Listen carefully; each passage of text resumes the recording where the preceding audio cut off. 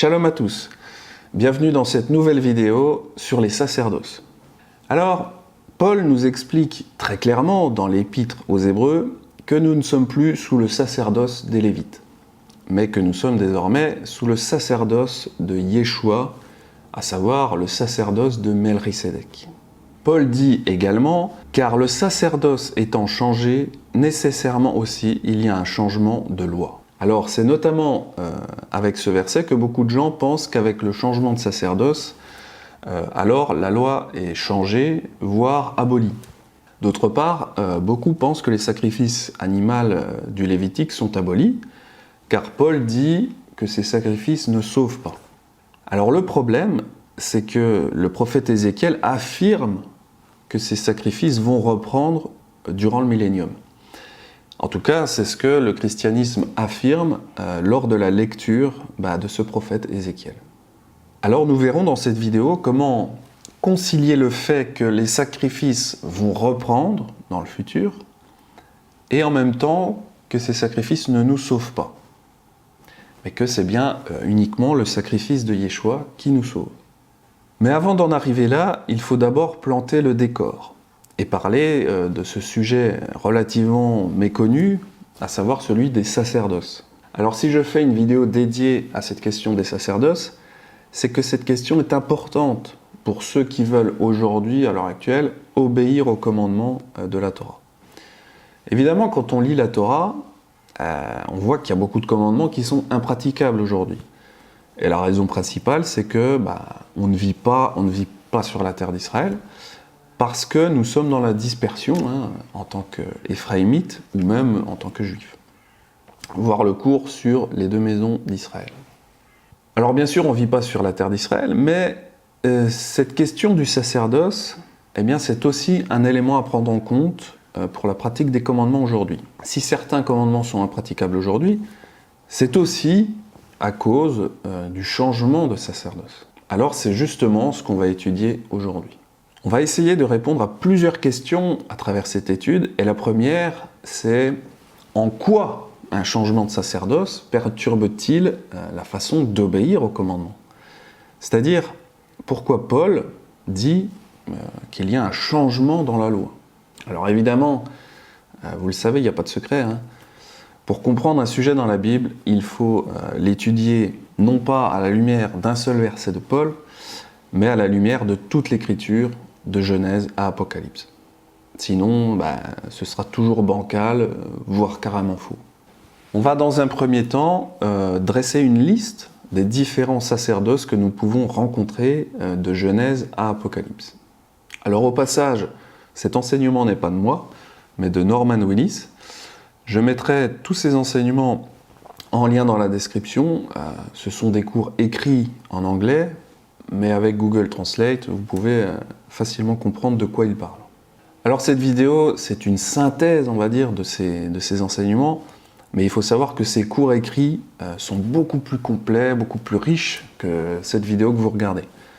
Mais disons qu'avec cette vidéo, j'essaye juste de partager, en faisant de la vulgarisation, de vous partager mes découvertes sur base des enseignements de Norman. Voilà, fin de l'aparté, merci. Alors globalement, il y a trois grands types de sacerdoce dans l'histoire du peuple d'Élohim. Alors le premier sacerdoce, c'est celui de Melchisédek, vous le connaissez. Le second, le plus connu, c'est celui des premiers-nés. Et enfin, le troisième est celui des Lévites, c'est-à-dire le sacerdoce lévitique le plus connu. Alors néanmoins, il y en a un peu plus. Norman Willis en distingue 7. Alors on est un peu obligé de passer en revue tous ces sacerdoces pour comprendre le sacerdoce qui nous concerne aujourd'hui, celui de Yeshua. Et ce sacerdoce de Yeshua, Melchisédek, en réalité c'est pas une nouveauté. Et au risque de décevoir nos auditeurs chrétiens, le sacerdoce de Melchisédek n'abolit pas la Torah. Alors voici les 7 différents sacerdoces qu'on peut retrouver dans la Bible. Vous avez le sacerdoce interne des patriarches, vous avez le sacerdoce de Melchisédek externe, vous avez le sacerdoce interne des premiers-nés, vous avez le sacerdoce lévitique interne, Vous avez le sacerdoce rabbinique interne de Juda, vous avez le sacerdoce de Melchisédek interne, Éphraïm, et finalement vous avez le sacerdoce combiné de Melchisédek et lévitique. Alors, ça a l'air impressionnant comme ça, mais ne vous inquiétez pas, c'est pas si compliqué finalement.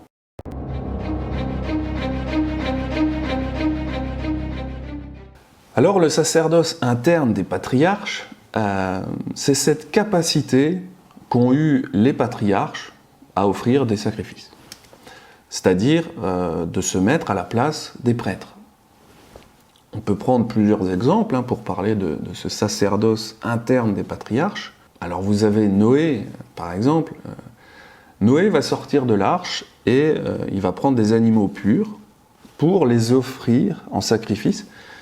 Et tout cela bien avant que Moïse ne donne la Torah. C'est-à-dire bien avant le sacerdoce lévitique. D'ailleurs, Noé connaissait les lois sur les animaux purs et impurs. Alors que Moïse n'en parlera que dans Lévitique chapitre 11, c'est-à-dire beaucoup plus tard. Donc, c'est déjà un premier indice qui nous montre que même si Noé n'était pas sous le sacerdoce lévitique, eh bien, la Torah, les commandements, ça existait déjà. Donc, prétendre que le changement de sacerdoce abolit la loi, et donc les commandements, est de toute évidence une mauvaise compréhension. Alors Noé était donc dans le sacerdoce patriarcal interne. Abraham également usera de ce sacerdoce, car lui aussi offrira des sacrifices à Yahweh. Alors bien sûr, on commence à discerner qu'il y a des changements dans la loi d'un sacerdoce à l'autre. Et on commence tout doucement à comprendre ce que Paul nous dit dans Hébreux 7, verset 12. Car le sacerdoce étant changé, nécessairement aussi il y a un changement de loi. Pour le sacerdoce lévitique, on doit offrir des sacrifices au temple. Et c'est uniquement les lévites qui peuvent s'occuper de cette tâche. Mais dans le sacerdoce patriarcal interne, évidemment c'est différent. Parce qu'il n'y a pas besoin de temple, pas besoin de lévites. Mais voilà, Noé par exemple, il dut simplement construire un autel pour offrir des sacrifices. Vous voyez, il y a des petits changements, mais il ne s'agit pas d'abolir la loi. Simplement de l'adapter au contexte et au sacerdoce en question. C'est important de réfléchir à ça parce que on connaît surtout la Torah et les commandements au travers du sacerdoce lévitique. Mais aujourd'hui, on est dans un autre sacerdoce, celui de Melchisédek avec Yeshua comme grand prêtre. Bon, maintenant, passons au sacerdoce de Melchisédek.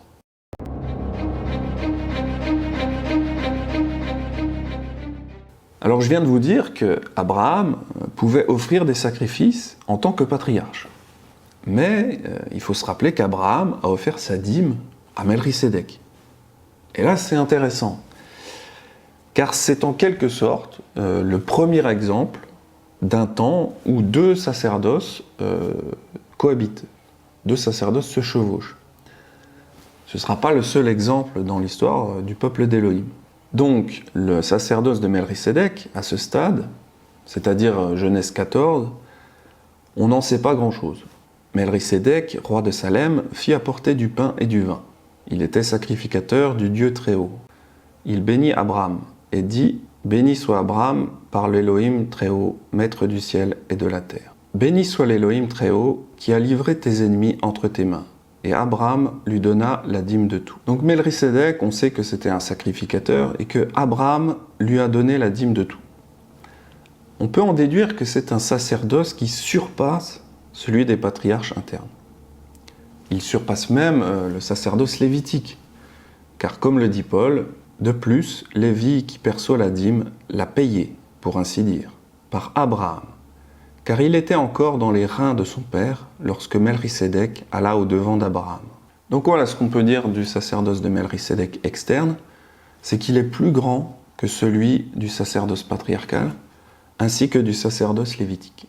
Alors après ces deux premiers sacerdoces, le peuple d'Élohim est passé par l'esclavage pendant 430 ans.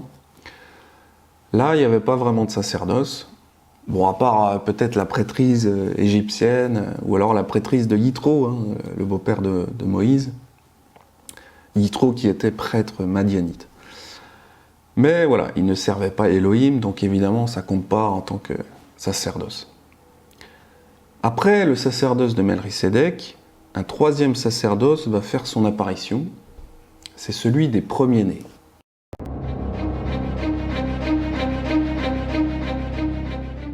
C'est à la sortie d'Égypte, lors de la première fête de Pessah, que la prêtrise des premiers-nés débute.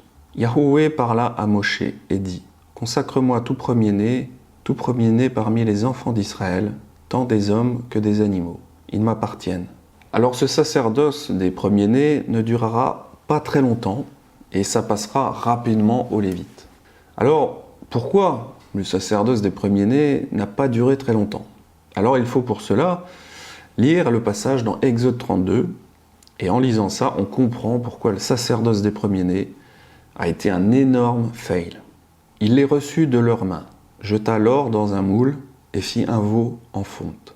Et ils dirent « Israël, voici ton Dieu qui t'a fait sortir du pays d'Égypte. » Bon, à ce stade, vous voyez déjà pourquoi le sacerdoce des premiers-nés a été un échec cuisant. Comme Moïse tardait à venir, ils ont fait n'importe quoi. Après que le sacerdoce des premiers-nés ait participé au péché du veau d'or, Yahweh a choisi les Lévites à la place.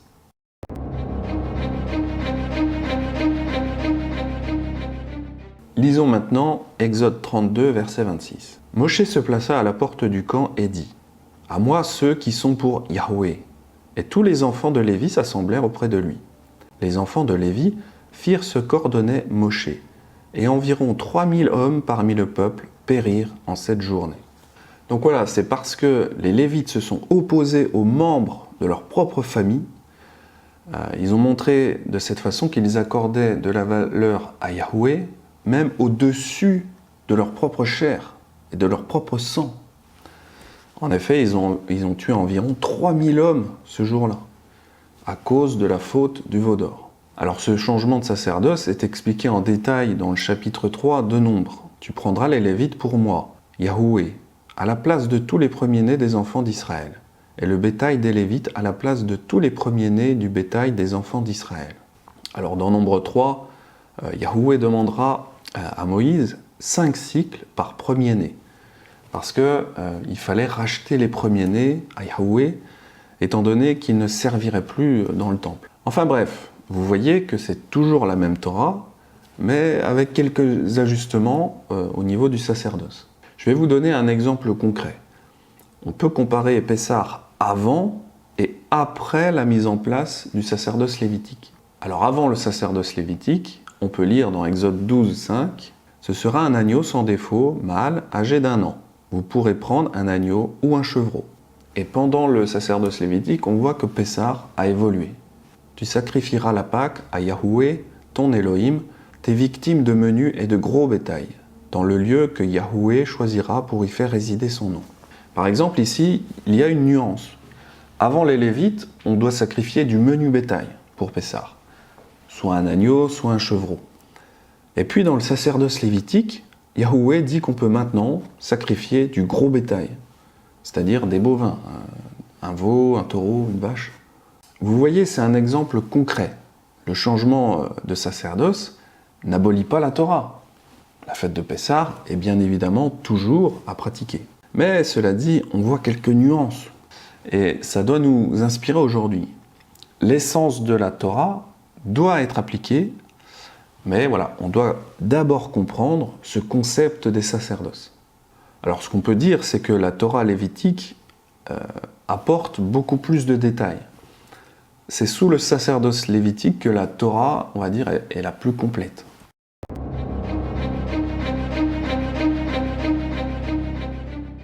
Bon, ensuite, vous avez le sacerdoce rabbinique interne. C'est un sacerdoce qui s'est développé durant l'exil du peuple d'Élohim. Mais ce n'était pas un sacerdoce légitime. C'est ce sacerdoce qui est aujourd'hui le plus connu dans le judaïsme. On l'appelle aussi rabbinisme. Enfin, Juda n'est pas le seul qui fera un sacerdoce dévoyé.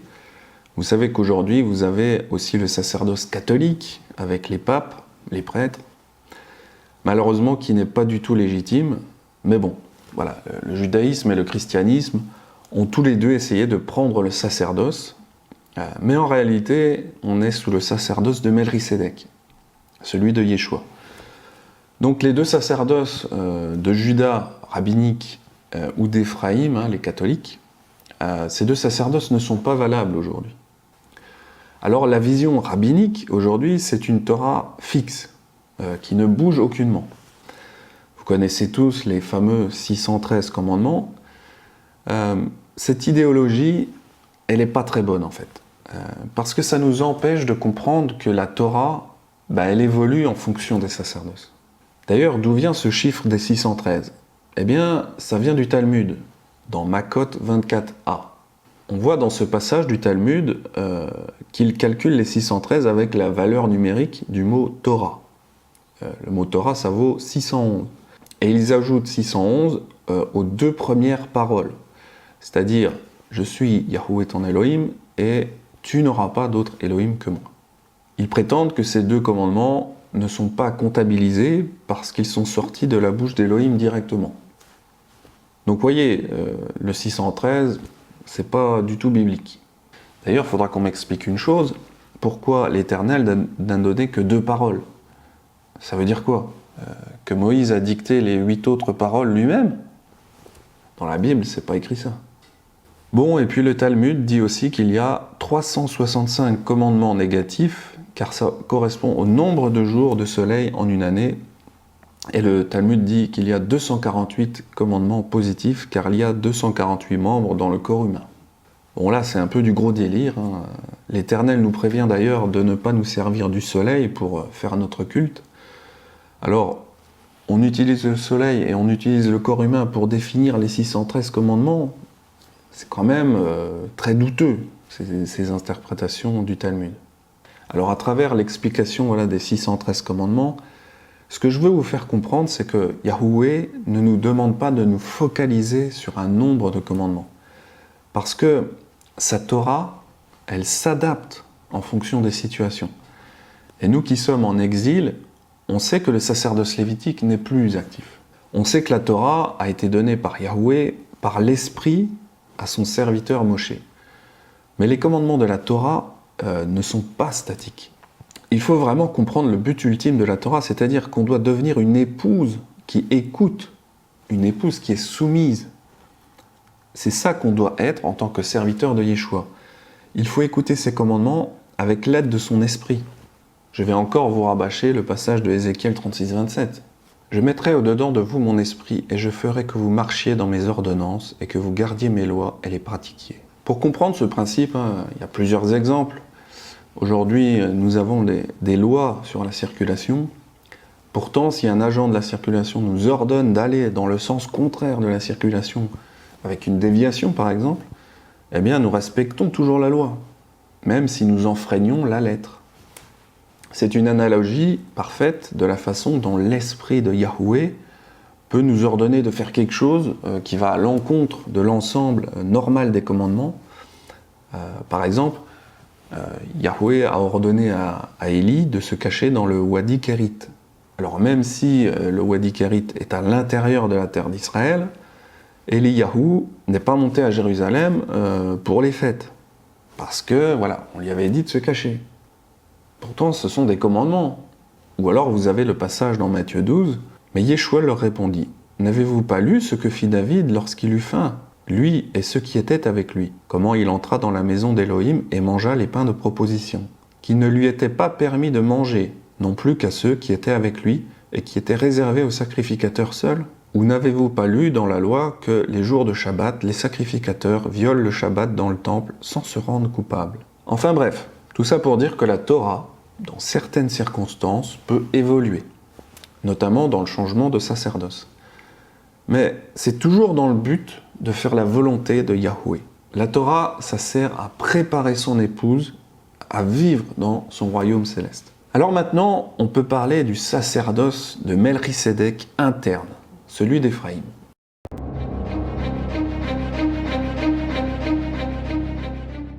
Alors là, c'est sans doute le plus intéressant. Je veux bien sûr parler de Samuel et du roi David. La vie de Samuel est vraiment passionnante. Comme vous le savez, dans la Bible, il y a plein de préfigurations, à chaque fois des choses qui vont arriver. Par exemple, vous avez le serpent d'airain de Moïse. Moïse, avec son serpent d'airain, il a dit « Regardez le serpent et vous serez sauvés ». Voilà, c'est un exemple de préfiguration de Yeshua sur la croix. Eh bien, Samuel, c'est une préfiguration, si vous voulez, du sacerdoce de Melchisédek et lévitique fusionné, comme on le verra dans le futur, c'est-à-dire dans Ézéchiel. Ce qui est drôle, c'est que Samuel est à la fois lévite, si on en croit les généalogies, mais la parole nous dit qu'il était aussi éphraïmite. Alors vous pouvez aller voir dans 1 Chronique 6, on trouve Samuel au verset 28, et si on remonte les généalogies, on se rend compte que ses ancêtres sont des Lévites, et notamment un descendant de Corée. Mais ce qu'il y a d'étrange, c'est que, en lisant le premier verset de 1 Samuel, on nous dit qu'il était éphraïmite. C'est curieux quand même, mais voilà, c'est pas un hasard. Alors de plus, Samuel donnera l'onction de Melchisédek au roi David, ancêtre de Yeshua. Ce qu'il faut comprendre, c'est que Samuel est une sorte de préfiguration du Messie, dans le sens où il était dans le territoire d'Éphraïm, c'est-à-dire les brebis perdues de la maison d'Israël, et Yeshua également sera envoyé pour Éphraïm. On verra également tantôt que Samuel va donner une onction spéciale au roi David, la fameuse onction de Melchisédek. Donc il y a vraiment quelque chose de très spécial avec Samuel. Il y a tellement de choses à dire sur Samuel, c'est juste énorme. Alors, un des trucs importants qu'on voit quand on lit Samuel, c'est qu'il va remplacer Élie et ses fils. Et tu auras pour signe ce qui arrivera à tes deux fils, Ophni et Phiné. Ils mourront tous les deux le même jour. Je m'établirai un sacrificateur fidèle qui agira selon mon cœur et selon mon âme. Je lui bâtirai une maison stable, et il marchera toujours devant mon oint. Alors on voit que Samuel va remplacer Élie et ses fils, qui étaient corrompus. Donc pour résumer, on va passer d'un sacerdoce à un autre.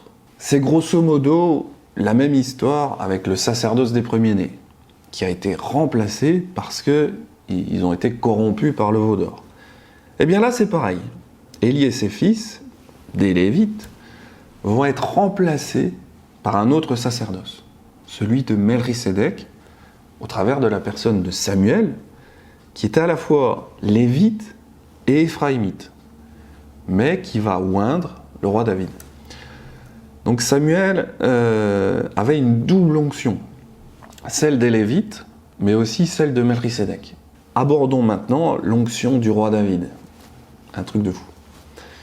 Dans 1 Samuel 16, Yahweh dit à Samuel d'aller chercher un nouveau roi.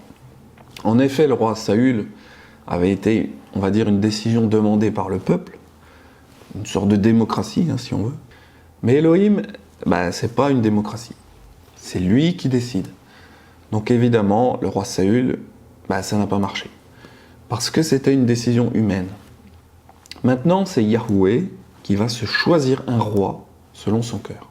Yahweh dit à Samuel, « Quand cesseras-tu de pleurer sur Saül? Je l'ai rejeté, afin qu'il ne règne plus sur Israël. Remplis ta corne d'huile et va.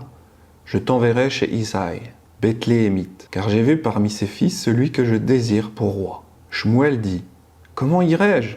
Saül l'apprendra et il me tuera. » Et Yahweh dit, « Tu amèneras avec toi une génisse, et tu diras, « Je viens pour offrir un sacrifice à Yahweh. » Tu inviteras Isaïe au sacrifice, je te ferai connaître ce que tu dois faire, et tu oindras pour moi celui que je te dirai. Shmuel fit ce que Yahweh avait dit, et il alla à Bethléem. Les anciens de la ville accoururent, effrayés, au-devant de lui et dirent, « Ton arrivée annonce-t-elle quelque chose d'heureux ?» Il répondit, « Oui, je viens pour offrir un sacrifice à Yahweh. Sanctifiez-vous et venez avec moi au sacrifice. » Il fit aussi sanctifier Isaïe et ses fils et les invita au sacrifice. Bon, déjà, il va à Bethléem. On voit déjà un premier lien avec Yeshua qui est né là-bas. Isaïe était le père de David et Samuel l'avait invité avec tous ses fils. Évidemment, comme vous le savez, David n'est pas venu. La raison traditionnelle qu'on invoque, c'est qu'il était le plus jeune. Cependant, ça n'a aucun sens qu'Isaïe laisse un de ses fils légitimes en dehors de cette fête. Il faut considérer que Shmuel, c'était un juge sur Israël, ce qui signifie qu'il était l'homme le plus puissant et respecté de la nation. Un peu comme un roi. Donc, si un roi venait en ville et vous invitait à part, vous et vos fils, qui nous invitait à un sacrifice spécial, et nous disait d'amener tous nos fils, est-ce qu'on en laisserait un de côté? Vous voyez, il y a un truc qui cloche. Cela n'a aucun sens qu'Isaïe laisse un de ses fils légitimes en dehors d'une réunion avec un leader très respecté de la nation tel que Shmuel. Par contre, il serait logique d'exclure un fils non légitime. Parce qu'un bâtard n'est normalement pas considéré comme un fils légal à part entière. David serait-il le fruit d'une relation interdite entre son père et une autre femme? Intéressant.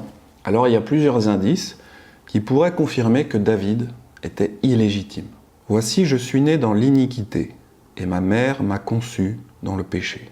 David lui-même dit qu'il a été conçu dans le péché. En fait, cette raison expliquerait pourquoi David n'a pas été convié avec ses autres frères à l'invitation de Samuel. Une autre preuve, c'est que l'Écriture nous donne les noms des mères de nombreux autres prophètes et rois importants, y compris la mère de Shmuel, qui s'appelait Hana, la mère de Moshe s'appelait Yocheved, la mère de Yeshua, c'est Myriam. On nous dit aussi que le nom de la mère du roi Salomon était Bathsheba. Mais on ne nous dit jamais le nom de la mère du roi David. Pourquoi son nom n'est pas mentionné? Donc cette théorie que David était illégitime semble tenir la route.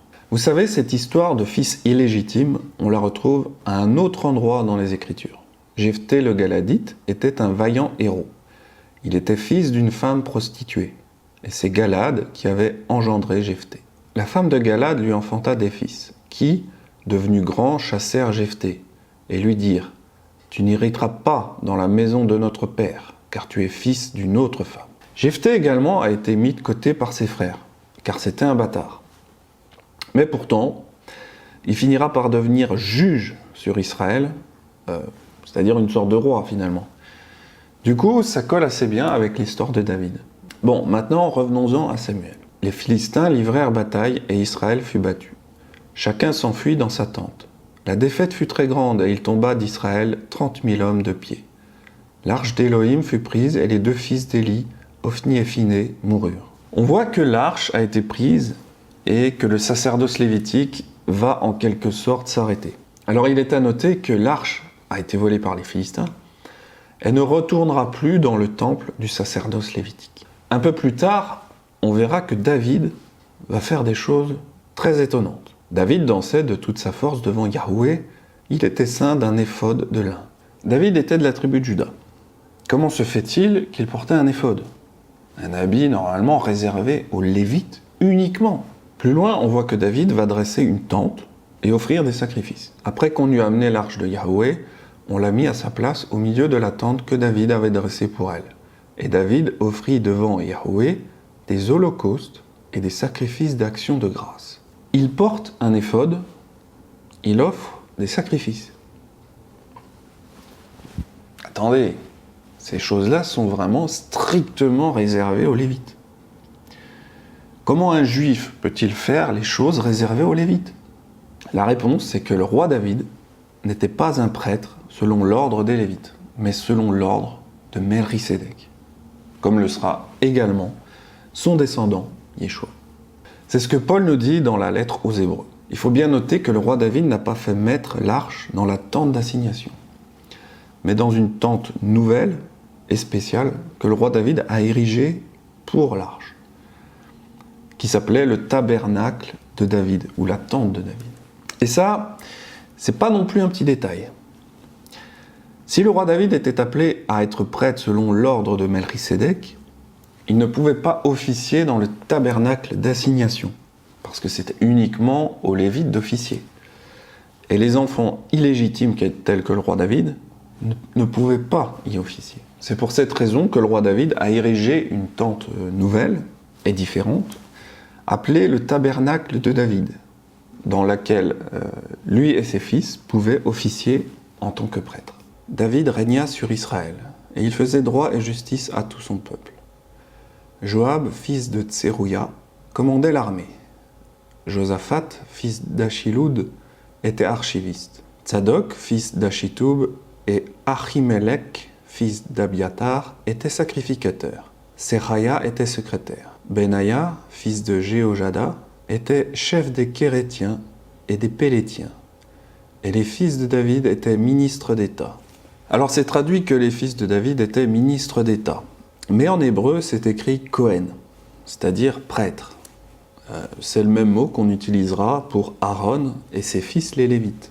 Vous voyez, la progression est fascinante. Il y avait d'abord Shmuel, le prêtre lévitique et juge oint du territoire d'Éphraïm, qui était appelé Éphraïmite. Shmuel a oint le roi David avec une onction spéciale, onction de Melchisédek. Le roi David a ensuite transmis cette onction de Melchisédek à ses fils, qui ont également servi comme Kohanim, même s'ils étaient de la tribu de Juda. Donc on a vraiment un truc de fou qui se passe. C'est une énorme préfiguration du règne de Yeshua, selon l'ordre de Melchisédek. Donc, voilà, c'est pas du tout nouveau, ce sacerdoce de Melchisédek. En effet, de nombreuses années plus tard, Yeshua, le Messie, sélectionnera également d'autres juifs pour devenir prêtres selon l'ordre de Melchisédek. Je veux bien évidemment parler des apôtres. Yeshua choisira même un benjaminite, Shaoul, l'apôtre Paul, et des juifs hellénisés comme Timothée. Et finalement, même des gentils seront appelés à servir dans cet ordre de Melchisédek. Revenons-en maintenant à ce concept de la tente de David. Alors nous venons de voir que le roi David n'était pas un lévite, mais un juif. Et qu'il pouvait également être né hors mariage. Pour cette raison, il n'avait aucun moyen que lui et ses fils aient pu servir comme Kohanim, c'est-à-dire prêtres, ministres. Ils ne pouvaient pas servir dans le tabernacle lévitique. Cependant, le roi David et ses fils pouvaient officier dans le tabernacle de David parce qu'ils étaient de l'ordre de Melchisédek. Simon a raconté comment Elohim a d'abord jeté les regards sur les nations pour choisir du milieu d'elles un peuple qui porta son nom. Et avec cela s'accordent les paroles des prophètes selon qu'il est écrit « Après cela je reviendrai et je relèverai de sa chute la tente de David. J'en réparerai les ruines et je la redresserai. » afin que le reste des hommes cherche Adonai, ainsi que toutes les nations sur lesquelles mon nom est invoqué, dit Yahoué qui fait ces choses, et à qui elles sont connues de toute éternité. Donc on voit dans le livre des Actes que la tente de David est relevée. Sous-entendu, le sacerdoce de Melchisédek est relevé. Il faut vraiment voir les parallèles entre le règne de Yeshua et celui du roi David. Dans le tabernacle lévitique, seul le grand prêtre pouvait s'approcher de l'arche, et encore, seulement une fois par an, avec du sang. Pourtant, dans le tabernacle du roi David, chacun était libre de venir devant l'arche, ce qui est aussi symbolique de Yeshua. En effet, il est intéressant de noter que lorsque Yeshua est mort, le voile du deuxième temple a été déchiré en deux, de haut en bas, laissant le temple devenir, pour ainsi dire, une sorte de tente géante de David, sans séparation entre le lieu saint et le saint des saints où se trouvait l'arche. D'ailleurs, le Talmud de Babylone dit dans Yoma 39b et 6 « Et les portes du temple s'ouvrirent d'elles-mêmes, signe qu'elles seraient bientôt ouvertes par des ennemis, jusqu'à ce que Rabban Yohanan ben Sakkai les réprimande. Il dit au temple « Temple, temple, pourquoi t'effraies-tu avec ces signes ?» Donc vous voyez, même les rabbins de l'époque voyaient des changements surnaturels dans le fait que le temple s'ouvrait comme celui de David qui était ouvert. On va terminer cette étude en parlant un peu du dernier sacerdoce, celui de Melchisédek, fusionné avec celui du sacerdoce lévitique.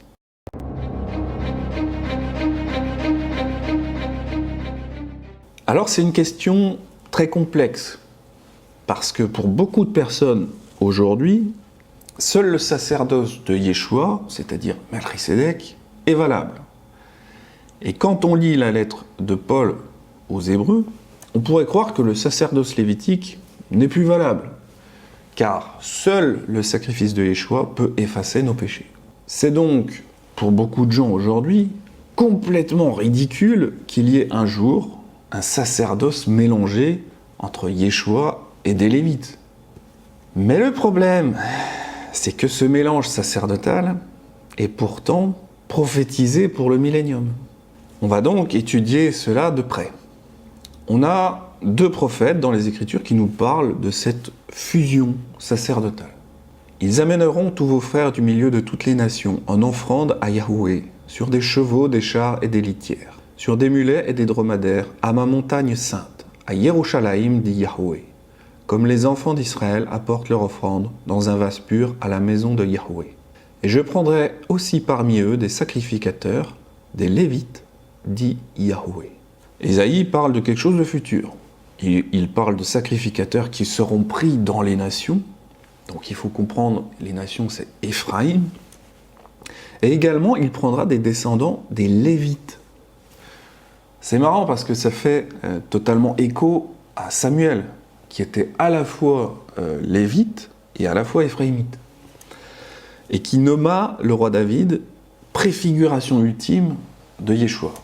Mais un autre prophète nous explique très clairement cette fusion sacerdotale. Il s'agit d'Ézéchiel. Alors Ézéchiel, c'est un livre fantastique, un livre qui parle de la fin des temps, et notamment de la réunion des 2 maisons, Juda et Éphraïm. Voici, je prendrai le bois de Yosef, qui est dans la main d'Éphraïm, et les tribus d'Israël qui lui sont associées. Je les joindrai au bois de Juda, et j'en formerai un seul bois, en sorte qu'il ne soit qu'un dans ma main.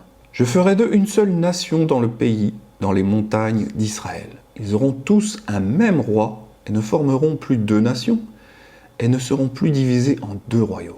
Le livre d'Ézéchiel parle de choses qui ne sont pas encore arrivées. C'est le retour du peuple sur la terre promise.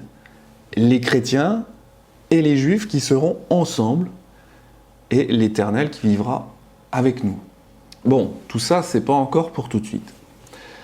Comme je l'ai déjà dit, beaucoup de gens pensent que les sacrifices lévitiques sont devenus inutiles par rapport au sacrifice de Yeshua. Pratiquer des sacrifices animaux serait comme annuler le sacrifice de Yeshua. Ou alors ce serait comme essayer de nous sauver par des moyens physiques. Mais alors, que penser du livre d'Ézéchiel? Il me dit, fils de l'homme, ainsi parle le Seigneur Yahweh. Voici les lois au sujet de l'autel, pour le jour où on le construira, afin d'y offrir des holocaustes et d'y répandre le sang. Tu donneras aux sacrificateurs, aux Lévites, qui sont de la postérité de Tsadok et qui s'approchent de moi pour me servir, dit le Seigneur Yahweh, un jeune taureau pour le sacrifice d'expiation. Le prince offrira ce jour-là pour lui et pour tout le peuple du pays un taureau en sacrifice d'expiation. Comment comprendre Ézéchiel qui parle très clairement de sacrifice animal pour l'expiation des péchés? Il ne s'agit pas que d'un seul verset d'Ézéchiel, mais de 14 versets sur les sacrifices d'expiation. C'est donc pas un verset sorti du contexte. Vous savez, les chrétiens n'aiment pas cette idée que les sacrifices animaux puissent reprendre. Pourtant, c'est bien ce qu'enseignent les docteurs chrétiens. Je vais encore prendre mon ami Frédéric Godet, le fameux chrétien. Voyons ce qu'il comprend du livre d'Ézéchiel. Frédéric commence au chapitre 42 qui explique la disposition du nouveau temple. Celui-ci remarque qu'il n'est pas comme le temple de Salomon. Celles-ci sont les salles à manger et les vestiaires sacrés des sacrificateurs. Il n'est pas fait mention d'édifices de ce genre dans la description du temple de Salomon. Jusque-là, tout va bien. Son commentaire va dans le sens des autres commentateurs, à savoir que le temple d'Ézéchiel ne fonctionne pas exactement comme les précédents temples. Frédéric Godet remarque également les proportions carrées du nouveau temple dans Ézéchiel, et il fait le lien avec la cité carrée dans Apocalypse 21:16. On verra que dans Ézéchiel, il y a beaucoup de points communs avec Apocalypse, ce qui montre, encore une fois, qu'il s'agit des mêmes époques prophétiques. Par exemple, vous avez dans Ézéchiel 47:12 une description d'arbres qui portent des fruits tous les mois, et les feuilles ne tombent pas, et servent de remède. Donc voilà, on a exactement la même description que fera Jean dans Apocalypse 22:2. quand il parle de l'arbre de vie, donc un arbre qui porte des fruits tous les mois et les feuilles qui guérissent les nations. Donc jusque-là, bon, rien d'extraordinaire. Frédéric Godet valide bien que Ézéchiel prophétise pour la fin des temps. Au chapitre 43, Frédéric va commenter ceci. D'autre part, l'Holocauste devra être d'un taureau et d'un bouc chaque jour. Versets 23 et 24. Tandis que dans le Lévitique, il avait été d'un taureau seulement. Cette différence est caractéristique pour la signification du nouveau culte, qui est surtout un culte d'Holocauste. Frédéric ici commence à remarquer que le culte futur, dans Ézéchiel, est différent de celui du sacerdoce lévitique. Ça, c'est un indice très important, mais on y reviendra plus tard.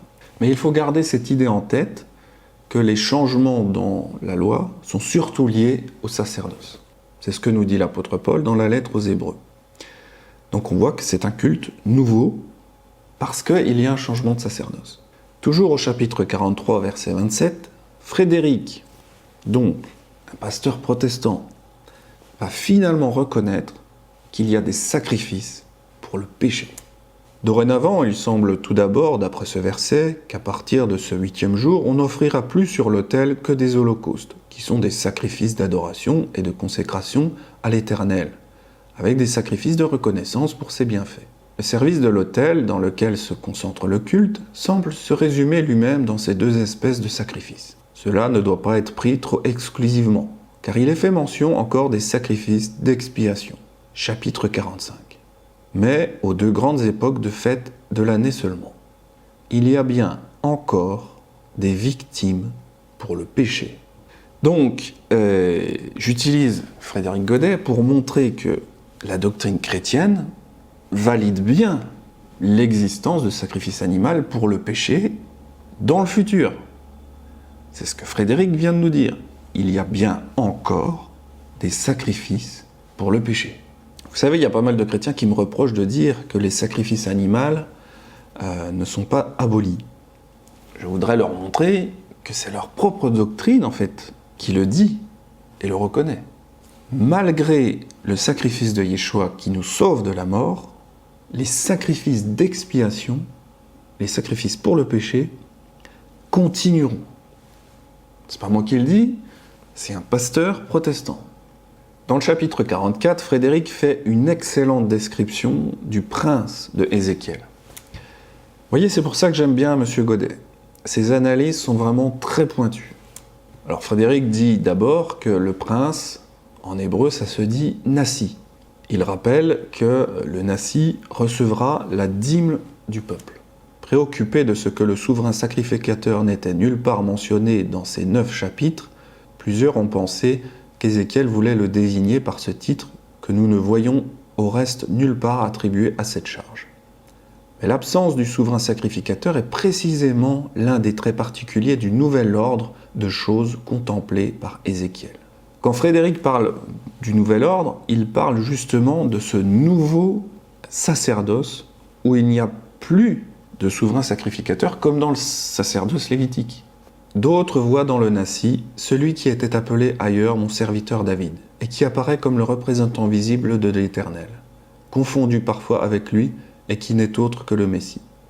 Cette explication est encore moins admissible que la première. Il est impossible de voir dans ce prince, dont la place et le rôle dans le sanctuaire sont si restreints, et dont les empiètements sont prévenus si soigneusement, le chef spirituel d'Israël. Donc voilà, Frédéric fait vraiment une analyse nuancée sur le prince. Il est à la fois supérieur aux Lévites, qui travaillent toujours dans le temple, mais il n'est pas souverain sacrificateur. Il n'est pas non plus le Messie. Et il a raison, puisque Ézéchiel nous dit que le prince a des enfants et qu'il doit offrir des sacrifices pour ses propres péchés. Alors que nous savons très bien que le Messie ne commet pas de péché. Ézéchiel semble ne jamais clairement révéler qui est ce Nassi. Alors pour comprendre qui est ce Nassi, il faut comprendre qu'il appartient au sacerdoce de Yeshua. Et donc, il faut pour cela regarder comment s'est organisé le sacerdoce de Yeshua, au travers de ses apôtres. Et on va comprendre cela en regardant les actes des apôtres, justement. Vous savez, dans l'histoire du peuple d'Élohim, il y a toujours eu un chef humain. Moïse, Josué. Aujourd'hui, il n'y a plus grand monde qui désire avoir un chef, humain en tout cas. Dès qu'on parle de chef, de leader, d'organisation structurée, les croyants, en règle générale, disent « Mon chef, c'est Yeshua, personne d'autre ». Si on lit Ézéchiel, on voit qu'il y a tout de même un Nassi, c'est-à-dire un leader humain. Dans le livre des Actes des Apôtres, on se rend compte qu'il y avait aussi une structure humaine entre les apôtres. Il y avait une hiérarchie. Au 1er siècle, nous savons que Jacques, Jacob, était le chef. Alors à l'époque, on ne parlait pas de chef. En hébreu, ça se disait Nassi. C'est ce à quoi on fait référence lorsqu'on parle du concile de Jérusalem dans Actes chapitre 15. Et de nouveau dans Actes chapitre 21. Dans Actes 15, verset 19, on voit clairement que Jacques est le chef. C'est lui qui va rendre son verdict. Alors évidemment, dans les traductions modernes, on ne voit pas cette autorité qu'il avait parce que c'est traduit « C'est pourquoi je suis d'avis qu'on ne crée pas de difficultés à ceux des païens qui se convertissent à Dieu ». Et dans certaines traductions encore plus modernes, comme la Seconde 21 ou des Bibles de 98, c'est même traduit « C'est pourquoi je pense qu'on ne doit pas compliquer la vie des païens qui se tournent vers Dieu ». Donc là, on a Jacques qui dit « Je suis d'avis », ou alors il dit « Je pense ». En fait, le mot grec, c'est le mot krino. Et krino, c'est partout ailleurs traduit de façon correcte, c'est-à-dire « C'est pourquoi moi, je juge qu'il ne faut pas inquiéter ceux d'entre les nations qui se tournent vers Dieu ». Quand on a la bonne traduction, on se rend compte que dans ce verset 19, Jacques rend un jugement, parce qu'il est le Nassi. C'est lui le chef de tous les croyants en Yeshua. Donc évidemment, ça fait écho au Nassi dans Ézéchiel. C'est quand même marrant qu'avec ces traductions modernes, on veut vraiment, en quelque sorte, déconstruire toute idée d'autorité, de patriarcat. Imaginez un juge qui parlerait à la façon de Second 21. Monsieur le juge, c'est quoi votre verdict? Alors je pense, je suis d'avis que... En fait, je sais plus trop quoi penser. On voit vraiment que ça n'a pas vraiment de sens. Si on regarde l'étymologie du mot utilisé, krino, du radical indo-européen commun ker, couper, séparer, trancher, qui donne aussi keiro, couper. Donc voilà, c'est bien le mot jugement, et pas je pense, je crois que... Monsieur le juge, c'est quoi votre verdict? Moi le juge, je tranche en faveur du plaignant. Je juge donc l'accusé coupable. En fait, Jacques avait l'autorité, donc il pouvait trancher dans un débat entre les apôtres. C'est d'ailleurs ce qu'il a fait pour le concile de Acte 15. Enfin, ce que je veux vous dire, c'est qu'il y a eu des leaders dans le passé, Abraham, Moïse, Josué, il y en a eu au 1er siècle, avec Jacques, le Nassi, et il y en aura également dans le futur, avec Ézéchiel. On voit que dans les Écritures, il y a une cohérence, sauf évidemment quand c'est mal traduit. Je pense, je suis d'avis que... Ce qu'il faut retenir du concile de Acte 15, c'est qu'il devait régler une question théologique importante dans le but que le corps du Messie ne soit pas divisé. Aujourd'hui, le corps du Messie est très divisé. On n'arrive pas à reproduire ce qui s'est passé dans Acte 15. Et la raison, eh bien, il n'y a plus de leader nazaréen comme Jacques. Il n'y a plus de Nassi qui va trancher sur une décision. Pour que le corps du Messie se rassemble, il faut revenir à l'organisation du sacerdoce de Melchisédek. Une autre chose qu'on ne réalise pas forcément, c'est que l'apôtre Pierre était un apôtre des circoncis, c'est-à-dire des juifs orthodoxes. Et que l'apôtre Paul, par contre, était l'apôtre des païens, à savoir Éphraïm. Au contraire, voyant que l'évangile m'avait été confié pour les incirconcis, comme à Pierre pour les circoncis. Car celui qui a fait de Pierre l'apôtre des circoncis a aussi fait de moi l'apôtre des païens.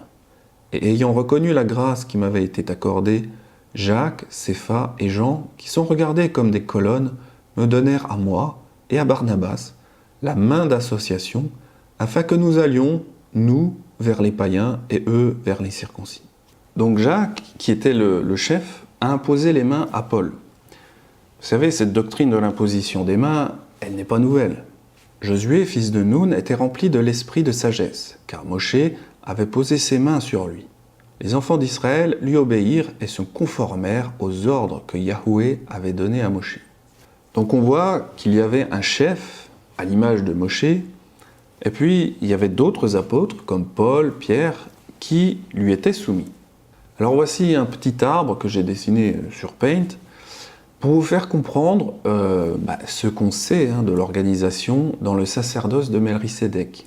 Alors Yeshua évidemment représente les racines, vous avez Jacques qui représente le tronc principal, c'était le Nassi, et puis vous avez les deux grands apôtres les plus connus, Pierre qui travaillait pour les Juifs, et Paul qui travaillait pour les païens. Ensuite vous avez des apôtres plus petits, Timothée, Tite, bon il y en a plein d'autres. Et puis vous avez les anciens, et puis vous avez les diacres, et enfin les disciples. Alors selon ma compréhension, même si on a envie de se réunir comme cet arbre, je pense que le temps n'est pas encore venu, mais on n'est pas très loin.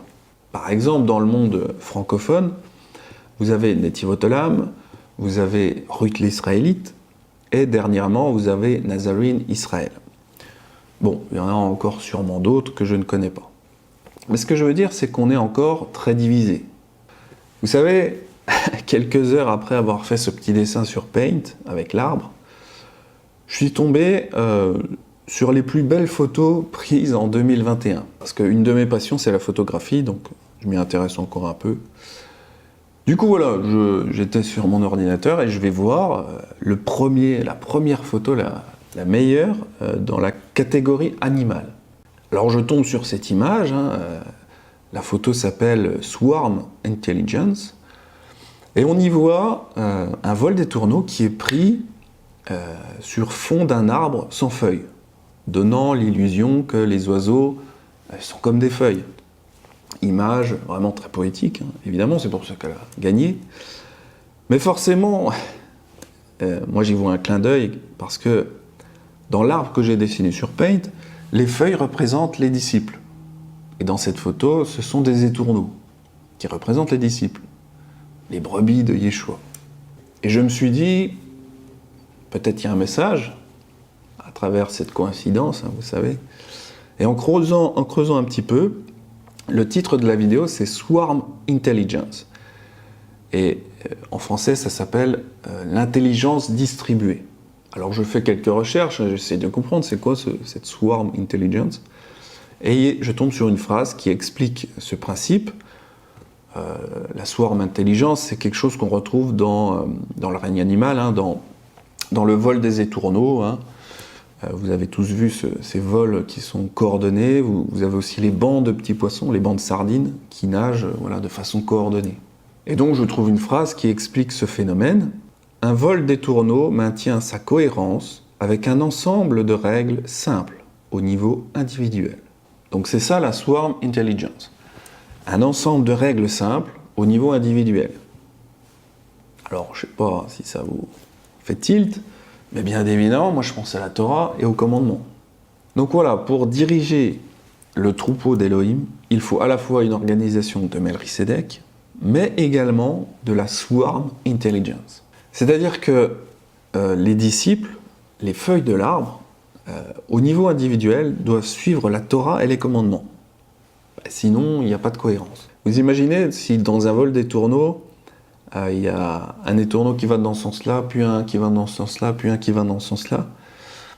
Au final, il n'y aurait pas de Swarm Intelligence et on ne pourrait pas admirer ces magnifiques vols des tourneaux, ou alors ces bancs de petits poissons, ou même ces troupeaux de brebis. Alors malheureusement, le corps du Messie n'est pas aussi intelligent. Alors c'est un peu dur à entendre, mais on est moins intelligent que des étourneaux, des poissons, ou même des brebis. Parce que eux arrivent à garder une cohérence, à obéir à des règles simples.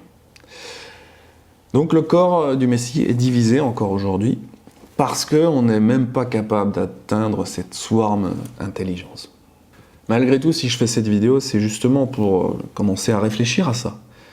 Et on doit commencer à nous tenir prêts, parce que si un jour l'Éternel devait mettre en place un Nassi, il faudrait aussi que les disciples soient prêts à recevoir cette organisation de Melchisédek. Donc voilà, c'était juste un petit aparté sur comment on devrait être organisé aujourd'hui. Je ferai probablement d'autres vidéos concernant l'organisation que les Nazaréens devraient avoir aujourd'hui, en me basant aussi sur d'autres études de Norman.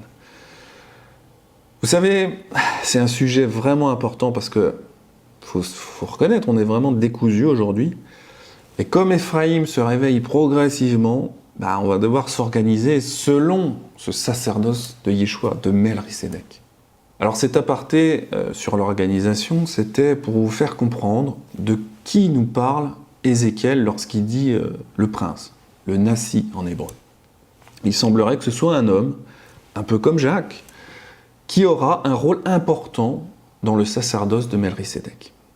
Alors cela étant dit, je voudrais qu'on revienne maintenant au sacrifice dans Ézéchiel.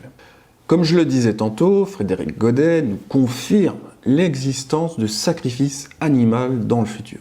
Alors, même si un pasteur chrétien comme Frédéric Godet nous explique que les sacrifices ne sont pas abolis dans le futur, ça ne nous permet pas de comprendre pourquoi il faudrait 2 sacrifices pour le péché. Est-ce qu'il faut celui de Yeshua et celui des animaux? Si les chrétiens refusent l'idée que les sacrifices animaux puissent reprendre, c'est parce qu'ils pensent que les sacrifices animaux servaient à ôter les péchés. Et donc, reprendre les sacrifices serait comme rendre inutile le sacrifice de Yeshua. Sur le site God Question, on pose la question suivante. Pourquoi Dieu a-t-il exigé des sacrifices d'animaux dans l'Ancien Testament? La réponse chrétienne est la suivante. Dieu a exigé des sacrifices d'animaux pour le pardon temporaire des péchés et en préfiguration du sacrifice complet et parfait de Jésus-Christ. Alors, en réalité, d'après ce que Paul nous dit, les sacrifices animaux ne permettent pas d'ôter les péchés. Mais le souvenir des péchés est renouvelé chaque année par ces sacrifices. Car il est impossible que le sang des taureaux et des boucs ôte les péchés. Dans ces 2 versets, Paul explique le rôle des sacrifices. Il dit que c'est pour se rappeler qu'on pêche. Donc c'est pour nous, surtout, qu'on doit le faire. Et puis, il dit également que les sacrifices animaux n'ôtent pas les péchés. Et le site chrétien, God Question, ajoute ceci. Pourquoi donc il n'y a plus de sacrifices d'animaux aujourd'hui? Les sacrifices d'animaux ont cessé parce que Jésus-Christ est le sacrifice parfait offert une fois pour toutes. Alors, une fois pour toutes, on vient de voir en lisant Ézéchiel que c'est pas correct non plus. Parce que les sacrifices reprendront dans le futur. Pourtant, le sacrifice de Messie a été offert une fois pour toutes, d'après leur explication. En fait, il ne faut pas mettre en balance le sacrifice de Yeshua et celui des animaux, comme le font les chrétiens. Donc pour répondre à cette question, pourquoi les sacrifices reprennent dans le futur? Eh bien, le but c'est de nous rappeler nos fautes. C'est ce que Paul nous dit, et cela est confirmé dans la Torah. Si c'est toute l'assemblée d'Israël qui a péché involontairement et sans s'en apercevoir en faisant contre l'un des commandements de Yahweh des choses qui ne doivent point se faire et en se rendant ainsi coupable, et que le péché qu'on a commis vienne à être découvert, l'assemblée offrira un jeune taureau en sacrifice d'expiation, et on l'amènera devant la tente d'assignation. Alors ce passage montre que dès qu'on aura connaissance d'un péché, c'est-à-dire qu'on découvre qu'on a péché, alors ce système de sacrifice d'expiation s'enclenche. Et c'est vraiment ça le but, c'est de nous montrer et de nous rappeler notre péché. Paul dit que les sacrifices ne servent pas à nous sauver. Et il a raison. Malgré tout, Paul ne dit pas qu'ils sont abolis. Loin de là. Dans Acte 21, on voit que Paul va aller au temple pour payer pour des sacrifices de ceux qui faisaient le vœu de Naziréat. En réalité, c'est toujours la même leçon que Paul enseigne et que personne ne comprend. Dans Acte 15, des gens disaient qu'on peut être sauvé par la circoncision. Quelques hommes venus de Judée enseignaient les frères, en disant « Si vous n'êtes circoncis selon le rite de Moïse, vous ne pouvez être sauvés. » Paul dira très clairement dans ses lettres que la circoncision ne nous sauve pas. Ça n'empêche pas de circoncire Timothée dans le chapitre suivant, dans Acte 16. Paul dira la même chose de la loi de Moïse. On n'est pas sauvé par la pratique de la loi. Mais pourtant, on voit dans Acte 21 qu'il la pratiquait. Donc pourquoi les sacrifices continuent-ils dans le millénium décrit dans Ézéchiel? Pour être sauvés de nos péchés? Non. Ça, c'est le sacrifice de Yeshua. Les sacrifices animaux, c'est pour le péché, pour nous les rappeler. Mais le sacrifice de Yeshua, c'est pour le pardon des péchés. Bon, j'espère que ce sera assez clair. Maintenant, on va reparler du sacerdoce où nous sommes actuellement, c'est-à-dire celui de Melchisédek. Il faut comprendre que ce sacerdoce s'applique surtout quand nous sommes à l'extérieur de la terre d'Israël. C'est-à-dire quand on n'a pas de temple, pas de tabernacle purifié, et surtout quand on n'a pas de prêtrise lévitique digne de ce nom. L'une des fonctions du sacerdoce de Melchisédek est d'unifier les assemblées individuelles des enfants d'Israël à l'extérieur du pays, sans l'autel des sacrifices. Notre mission principale est d'apporter la bonne nouvelle aux enfants perdus et dispersés d'Abraham et d'Israël, c'est-à-dire Éphraïm, et de les rassembler dans le Messie Yeshua. On sait, avec ce prophète Ézéchiel, qu'un jour, il y aura une fusion entre le sacerdoce lévitique et le sacerdoce de Melchisédek. Et la raison à ça, c'est que nous vivrons sur notre terre avec à la fois des Lévites légitimes, ainsi qu'un Nassi, et bien évidemment avec notre grand sacrificateur, Yeshua. Cet enseignement sur les sacerdoces est important à plus d'un titre.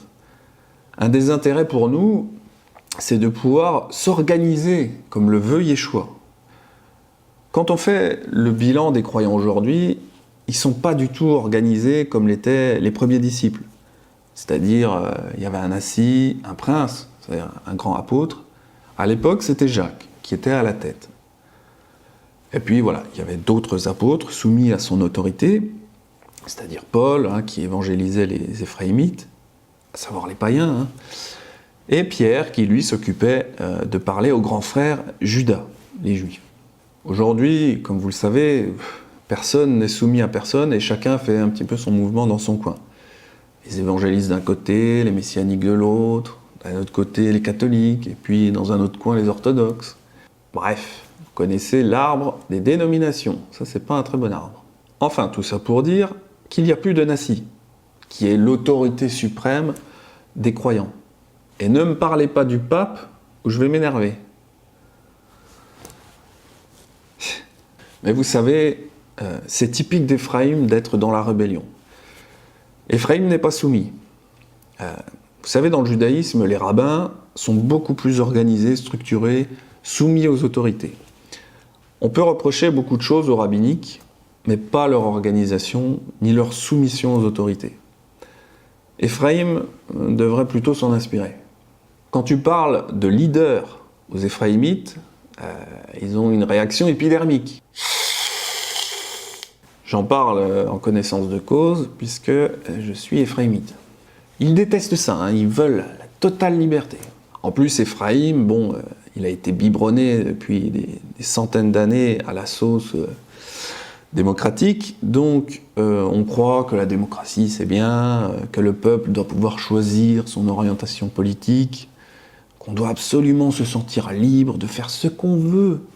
Et le problème, c'est que le sacerdoce de Yeshua, de Melchisédek, c'est pas une démocratie. Le peuple ne vote pas, c'est Elohim qui impose ses dirigeants, et le peuple, il est soumis dans le système biblique. Normalement, on est soumis au jugement du Nassi, des grands apôtres. Regardez comment l'apôtre Paul reprenait les Éphraïmites dans pas mal de ses lettres, mais les Éphraïmites, ils n'écoutaient pas toujours. Donc, vous voyez, c'est pas facile pour Éphraïm de retourner à la soumission d'un sacerdoce biblique. C'est pour ça aussi que ce cours est important. Je pense qu'il faut dans un premier temps nous sensibiliser à ce système sacerdotal. Car pour le moment, les brebis sont dans la rébellion à l'autorité. Si les brebis arrivent à comprendre que pour que le royaume de Yeshua soit mis en place sur terre, il faut accepter d'être soumis à un Nassi, des apôtres, alors seulement le peuple d'Élohim pourra fonctionner normalement. Alors évidemment, on est loin du compte, je ne vous le cache pas. On peut dire que cet enseignement est, d'une certaine façon, un peu avant-gardiste. Alors bien sûr, il faut que les brebis reconnaissent un Nassi et des apôtres qui sont vraiment levés par Elohim. Alors pour le moment, je ne pense pas qu'il en existe un. En tout cas, s'il devait y en avoir un, je pense qu'il sortirait de la foi que Yeshua a transmis à ses apôtres, c'est-à-dire les Nazaréens. Bon, on verra ça dans le futur. Personnellement, j'aimerais être un jour soumis à un Nassi, à des grands apôtres, parce que c'est comme ça qu'on pourra vraiment construire quelque chose de solide. Pour le moment, je ne suis pas encore convaincu, mais j'étudie de près les différents mouvements nazaréens.